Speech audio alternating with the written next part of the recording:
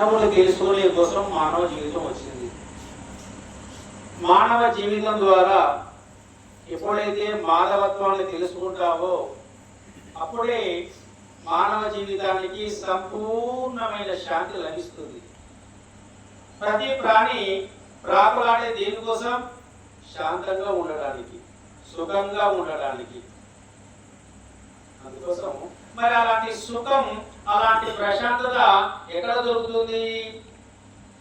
మనమంతా సుఖంగా ఉండాలని ప్రపంచంలో పరుగులు తీస్తున్నాం. ఎందుకోసం? పైసా ఉంటే ప్రశాంతత ఉంటుందని, ఆస్తులు ఉంటే ప్రశాంతత ఉంటుందని, అధికారం ఉంటే ప్రశాంతత ఉంటుందని ఈ రకంగా తిరుగుతూ ఉన్నాం. కానీ ప్రపంచంలో ఎన్ని సాధించినా కూడా నీకు సంపూర్ణమైన శాంతి లభించదు. మరి ఎక్కడ లభిస్తుంది? నీ మనసులో నిరంతరము కూడా పరమాత్మ కోసం అన్వేషిస్తూ, పరమాత్మనే చింతిస్తూ ఆయన్ని చేరుకోగలగాలని తపన నీలో ఉంటే అదే తపస్సు. అందుకోసం చదువుకునే విద్యార్థి ఏం ఆలోచిస్తాడు?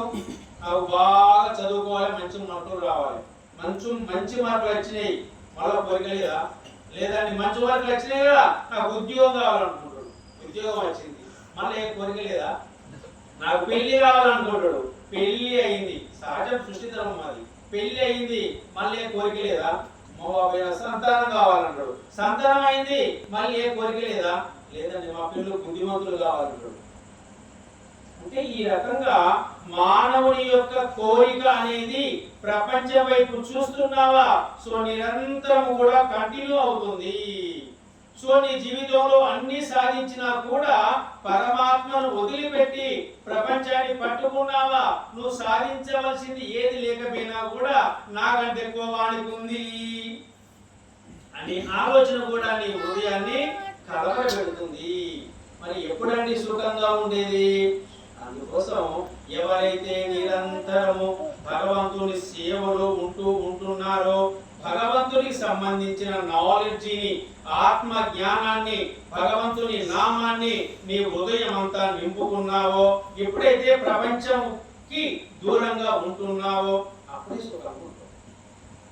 కానీ ప్రపంచంలో ఉన్న వాళ్ళంతా మామూలుగా అజ్ఞానంలో పరుగులు తీస్తున్నారు. సంపద ఉంటే శాంతి ఉండదు అంటున్నారు. కానీ సంపద ద్వారా ఏనాటికి శాంతి ఉండదు. చిన్న ఎగ్జాంపుల్ చెప్తా. ఒక అమ్మ పాపను ఎత్తుకొని అంగడికి పోయింది, అనుకోకుండా దించింది. మంది చాలా మంది ఉన్నారు. ఆ మందిలో పాప గజిబిజి అయిపోయింది. పాప ఏడుస్తుంది అమ్మ కోసం, అమ్మ ఏడుస్తుంది పాప కోసం. ఆ పాపను చూసి అందరూ మళ్ళీ చూసి అయ్యో పాప తప్పిపోయింది, బాధపడుతుంది. వాళ్ళు ఎర్రమండ ఇస్తున్నారు, వాళ్ళు బిస్కెట్ ఇస్తున్నారు, వాళ్ళు చాకటి ఇస్తున్నారు. కానీ పాప ఏడుపు మానలేదు. అరే తినడానికి అన్ని ఉన్నాయి కదా, ఎందుకు వేస్తున్నావు కదా? పాప ఎన్ని ఇచ్చినా ఊరుకోవడం లేదు. కానీ పాపకు ఎప్పుడైతే అమ్మ కనిపించిందో అన్ని ఉన్నా లేకపోయినా ఏడుపు మానింది. అదే రకంగా మనం సుఖం కోసం ఏం చేస్తున్నాం? ఆస్తులు కావాలి, అంతస్తులు కావాలి, ఆ తర్వాత రకరకాల హోదాల కోసం పోతున్నాం. అందులో శాంతి లేదు. మనం తిన్నదంతా మన్ను పాలవుతుంది, మన ఆస్తి అంతా మన వారసుడికి పోతుంది. కానీ మన ఎంబడి వచ్చేది ఏంటిది? మనం చేసిన సత్కర్మ ఫలితం ఏదైతుందో అదే నేను కాపాడుతుంది. ధర్మో రక్షతి రక్షితః. నువ్వు ధర్మాన్ని ఆచరిస్తున్నావా, ధర్మాన్ని పాటిస్తున్నావా, ఆ ధర్మం నిన్ను కాపాడుతుంది.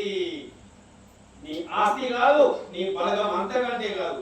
ఒంట్లో శక్తి ఉందా, బలగం ఉందా, బలం ఉందా, ఈ బలగం అంతా కూడా తాత్కాలికమే కదా. కళ్ళలో ₹1,00,00,000 కనిపిస్తే మెలకొచ్చిన తర్వాత చెల్తే అవి కళ్ళలో ₹1,00,00,000, మెలకులో చెల్లవు.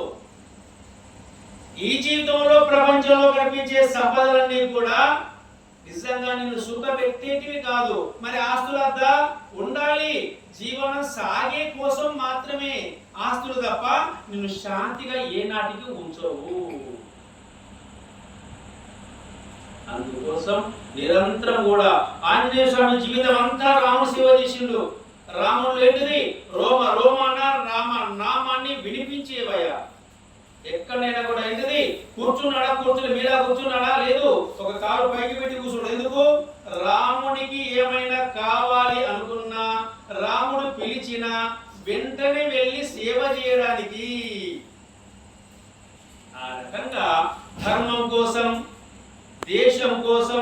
సమాజ హితం కోసం మనము కొంతనైనా త్యాగం చేస్తే, సమయాన్ని కానీ ధనాన్ని కానీ ఎవరైతే కొంచెమైనా త్యాగం చేశారా, హృదయం అంతా కూడా భగవంతునితో సంబంధం ఏర్పడుతుంది.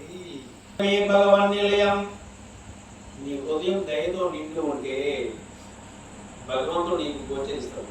భగవంతుడు ఎక్కడున్నాడు? దేవాలయంలో కదా. భగవంతుడు అంతటా ఉన్నాడు, అందరిలో ఉన్నాడు. మరి భగవంతుడు అంతటా ఉంటే అందరిలో ఉంటే ఎందుకు కనిపిస్తలేడు? మీరు ఉన్నారంటే ఉన్నారు, ఉంటే కనిపిస్తున్నారు. నేను ఉన్నట్టు ఉన్న కనిపిస్తున్నా. మరి భగవంతుడు అంతటా ఉంటే ఎందుకు కనిపిస్తలేడు? ఉన్నాడా లేదా? ఉన్నాడని శాస్త్రం చెప్తుంది, నమ్మాలి. మహాత్ములు చెప్తున్నారు, నమ్మాలి. మరి ఉంటే ఎందుకు కనిపిస్తలేడు?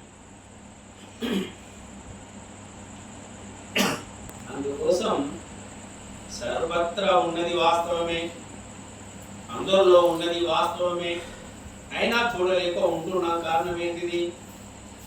అప్పుడప్పుడు పుస్తకం కలుగుతుంది, పిల్లలు కలుగుతారు, మాట్లాడని అయ్యా నాయన ఎవరైనా ఆయన అంటది, అయ్యో అమ్మ గుర్తుపడలేదా? లేదు బిడ్డ, కళ్ళు కనిపిస్తలేవు, పొరలు వచ్చినాయి అంటది. మళ్ళీ వారం తర్వాత చూసి పెడితే గుర్తుపడుతుంది. ఏంటమ్మా అప్పుడు గుర్తుపడే, ఇప్పుడు గుర్తుపడుతున్నావు?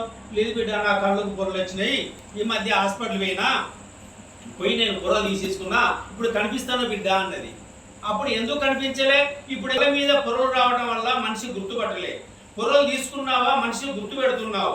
అదే రకంగా అంతరంతరాల్లో ఉన్న దైవత్వం కనబడడం లేదు అంటే అజ్ఞానం, మాయ అనేది నీవు హృదయం పైన కప్పి ఉన్నందున భగవంతుడు నీకు గోచరిస్తలేడు కదా. పగలంతా పని చేసినావు, చెమట పడుతుంది, అన్నం తింటావు, ఆకలైనా కూడా లేదు, ఒక్క నిమిషం స్నానం చేస్తే ఫ్రెష్ అవుతుంది అంటావు. స్నానం చేస్తుంటే మా బయట మాలిన్యంతో పోతుంది.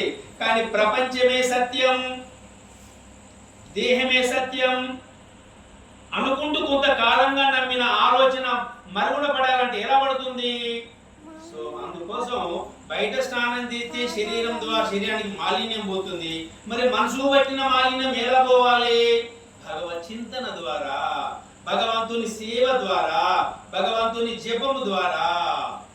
అందుకోసం ఎవరైతే నిరంతరము ఈశ్వర చింతనతోని భగవాన్ నువ్వే నాకు కాగలగాలి అని ఎవరైతే కోరుకుంటూ ఉన్నారో, ఎవరైతే ఆ లక్ష్యం కోసం నిరంతరం శ్రమిస్తూ ఉన్నారో అట్లాంటి వాళ్ళకి నీలో నువ్వు భగవంతుని చూడగలవు, లేకపోతే చూడలేవు. అందువల్ల మానవ జీవితం వచ్చింది ఇలాంటి దీక్షల ద్వారా. ఏంటిది? మన భగవంతుని సేవ చేసి అడుగడుగున ఆయన గుర్తు పెట్టుకుంటూ మన హృదయాల్లో నిరంతరం కూడా ఆయన ఎక్కడ ఉన్నాడో కనుక్కోవడమే మానవ జీవితం వచ్చింది కదా. శుభ్రం ఉన్నకాడ కూర్చుంటాం, అప్పుడప్పుడు ఇద్దరు మాట్లాడుతుంటే పక్కన మురికాలు ఉంటుంది, ఇక్కడ వాసన పక్క పోదాం బాగుంటాం కదా.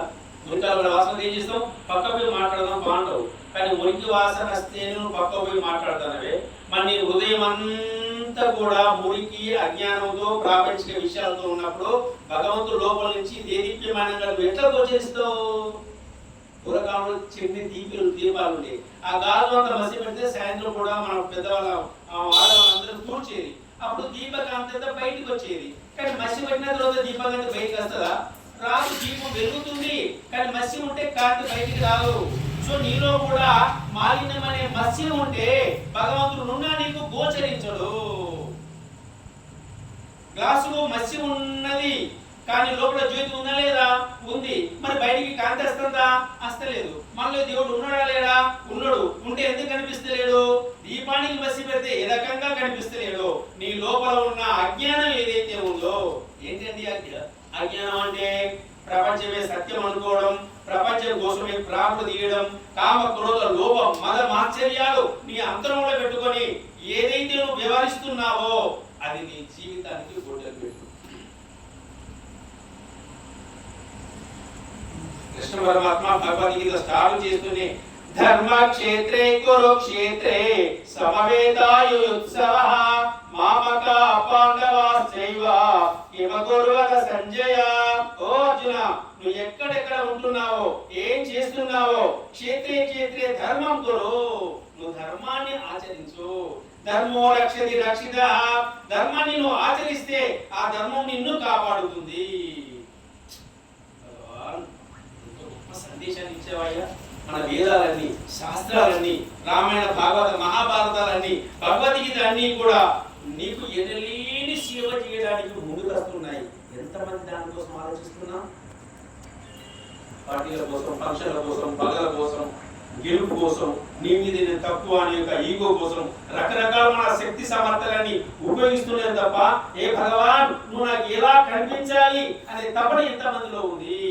ఒక 100 రూపాయలు పెడితే ఒక రోజంతా కూడా తన 100 రూపాయలు వేయనేది. కానీ భగవాన్ నా పూర్వజన్మ సుకృతం వల్ల నా జీవితం వచ్చింది, నా జీవితం అంతా వృధా అయిపోతుంది, నిన్ను చూడలేకపోతున్నా అని ఎవరు పరితపిస్తున్నారు? పరితపించే వాడికే భగవంతుడు అక్కడే గోచరిస్తాడు, అక్కడే కనిపిస్తాడు. అందుకోసం ఎవరైతే నిరంతరము ధార్మికంగా ఉంటున్నారో, సత్యంగా ఉంటున్నారో, హృదయం ఏంటిది నిర్మలం అవుతుంది. మనసుకు పట్టిన మాలిన్యాన్ని తీసివేసుకోవడమే మనసే బంధం, మనసే మోక్షం.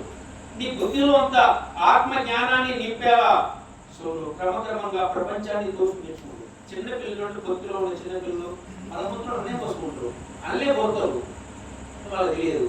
కానీ పెద్ద పెద్దగా అల్లే ఉంటామా? అలా పోతారా? పోతారు. చిన్న పిల్లలు మలమూత్రాలు పోతారు, పెద్ద పెరిగిన తర్వాత చీ అంటారు. అజ్ఞానులు, అవివేకులు ప్రపంచంలో పొరుతారు. చీ చీ చీ ప్రపంచమా? ప్రపంచం కూడా పాడు చేసేదే. ప్రపంచం సత్యం కాదు, పరమాత్మ సత్యం. ప్రపంచం నడిపించేది ఎవరు? పరమాత్మ. ప్రపంచం దేంతో నడుస్తుంది? పంచభూతాలు. పంచభూతాలు సృష్టించింది ఎవరు? భగవంతుడు. అందుకోసం మారిపోయే విషయాలతో, నశించిపోయే శరీరంలో మనమంతా చిన్నప్పుడు బాల్యంగా ఉన్నాం, ముద్దుగా, లడ్డుగా, అందంగా ఉన్నాం కదా. అప్పుడు కూడా మనలో ఆత్మ ఉంది, అప్పుడు కూడా ఆత్మ చైతన్యం మనలో ఉంది. యుక్త వయసులో ఉన్నాం, ఇంకా ఇంకొంచెం అందంగా ఉన్నాం, అప్పుడు కూడా ఆత్మ ఉంది, ఆత్మ చైతన్యం ఉంది, దేవుడు లోపల కదా. వృద్ధాత్మైంది, తోలంతా ముసుకుపోయినా కూడా లోపల ఉన్నాయి. ఆ తర్వాత శరీరం నశించిపోయినా కూడా ఆత్మ ఉంటుంది. మనం ఉంటది. ఈ జన్మ లోపల పుట్టామా? ఈ జన్మ కంటే ముందు ఎన్నో జన్మ నుంచి వస్తూనే ఉన్నాం మనం. కానీ ఇంతకు ముందు జన్మలో చేసుకున్న పుణ్యం ఏదైతే ఉందో ఆ పుణ్యం వల్లనే మానవ జీవితం వచ్చింది. మానవ జీవితంలో మంచి చేశావా, సత్కర్మలు చేశావా, సమాజ హితం కోసం ధర్మంగా జీవించావా, ఉత్తమోత్తమైన జీవితం వస్తుంది. లేదండి మళ్ళీ జన్మలు అవసరం లేదండి, నాకు భగవాన్ నువ్వే కాగల అనుకున్నావా అని చేసుకుంటాం. వేసవి కాలంలో సముద్ర నీరంతా ఆవిరిగా మారి, ఆవిరంతా మేఘాలుగా మారి, మేఘాలు వర్షాలు కురిస్తే వర్షాలు నదుల ద్వారా ఎక్కడ చేరుకుంటాయి? సముద్రం చేరుకుంటాయి. ఎక్కడి నుంచి వచ్చిందో అక్కడికే నీరు పోతుంది. మనమంతా ఎక్కడి నుంచి వచ్చామో అక్కడికి పోగలిగా. మీరు ఎక్కడి నుంచి వచ్చారు? శివుడి నుంచి. ఎక్కడికి పోతారు? ఇంకో మాత్రం లేదు. మీరు మా ఇంటికి వచ్చిన మీ ఇంటికి వచ్చిన ఒక కూడా 2 మూడు లేదు. ఇక్కడ మన కేర్ ఆఫ్ ఏదైందో అక్కడికే పోతాం. అదే రకంగా అసలు మన కేర్ ఆఫ్ ఎక్కడ? ఏంటి అడ్రస్? పర్లేపిల్లో టేక్మాటలో కాదు. అసలు నీ అడ్రస్ ఎక్కడ? ఎక్కడి నుంచి వచ్చినావు కదా. చిన్నప్పుడు ఇద్దరు మిత్రులు లేవారు, వాళ్ళు అనుకోండి విడిపోయారు, కలుసుకున్నారు. అబ్బా ఎదురు కలిసినారు నువ్వు, అప్పుడు మనం దీని కింద కాలంలో మనం ఉత్తరాలు రాసుకుంటాం అనుకున్నారు. వాడు మంచిగా అడ్రస్ తీసుకొని ఉత్తరం రాసి చిన్నప్పుడు ఆడుకునే వాళ్ళం, హై స్కూల్లో ఉండేవాళ్ళం, కాలేజీలో ఉండేవాళ్ళం, అన్ని సంతోషాన్ని గుర్తు తీసుకు రాస్తూ ఆ కవర్ అడ్డు పెట్టి ఏం చేసిండు? పోస్ట్ వేసిండు, డబ్బాలు వేసిండు. ఫ్రమ్ అడ్రస్ రాయాలి, టు అడ్రస్ రాయాలి. ఫస్ట్ మాస్టర్ ఏం చేస్తాడు? 2 అడ్రస్ రాకపోయినా ఫ్రమ్ అడ్రస్ రాసినా ఎందుకు కొడతాడు.